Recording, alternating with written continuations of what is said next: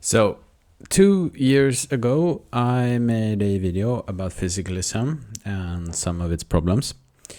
And I thought I would make a short update or a sort of follow-on to that video.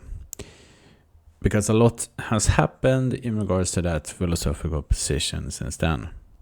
There is now a lot of debate online regarding it, more and more so.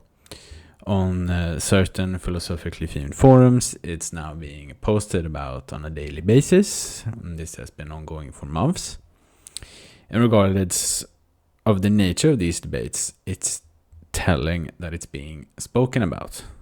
This was not the case before. And it is primarily through the question of consciousness that this discourse is happening. And if you want some more context to that, that is what one of the things that I speak about in my previous video.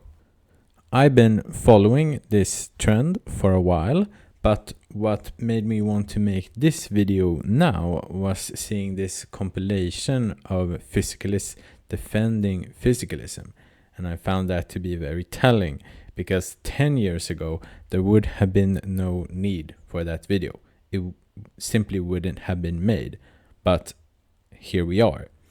Additionally, you can see high-profile philosophy influencers like Alex O'Connor speak about these questions, albeit in an indirect way, but also in a way that he didn't used to. He often speaks on these topics, for example, taking up thoughts experiments like the China brain, with guests who are not at all prepared for such questions.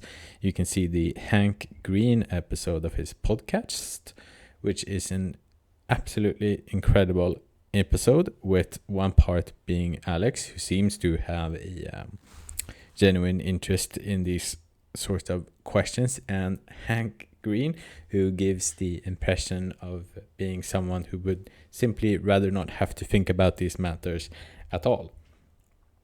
Regardless, I find Alex to be quite brave in speaking about this, as he has for a long time been something of a poster boy for atheism, and that position is often closely tied to physicalism.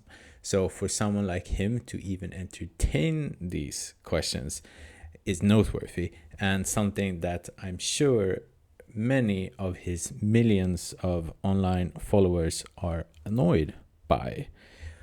Also, I want to say that this video and the upcoming video are not intended to be for or against physicalism. They're more about the role of physicalism and how that is changing. So the second part, or the upcoming video, will focus on what happens as physicalism breaks down and loses its grip of us. What will follow?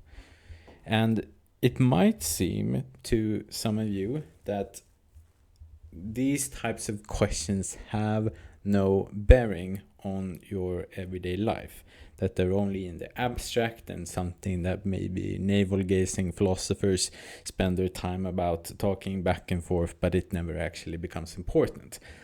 I'm here to say that I think that is wrong. These questions, they shape who it is that we are, and they do that from the bottom up, and they do that from the top down, and they impact every aspect, I'd like to say, of our society.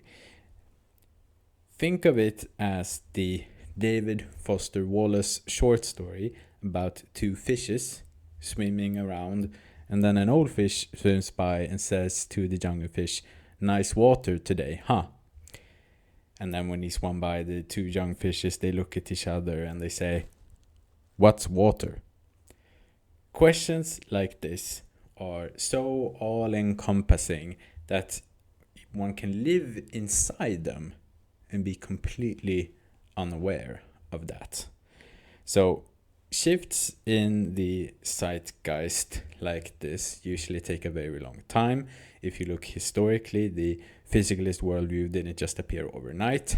I'm sure you can trace inklings of it very far back if you want, but in some regard it makes sense to talk about the enlightenment as a kind of starting point. And then it took really centuries for it to become what it has been in recent times. So just because physicalism is now being questioned, that doesn't mean that everyone will wake up tomorrow and suddenly view the world in a very different manner. These kind of shifts usually take a very long time to play out across a society. But at the same time, what is different now and what makes this situation unique is that we are living in a world where we are extremely interconnected through the internet, for example, which means that ideas can spread very rapidly in a way that hasn't been possible before. Okay, so now I've spent around 6 minutes trying to break down this extremely complex topic, trying to give a short description of our current situation and where we are now. And the question might arise in your head, okay, now what? What is all of this leading to? And it's questions like that that I will be trying to elucidate in the next video in this series on physicalism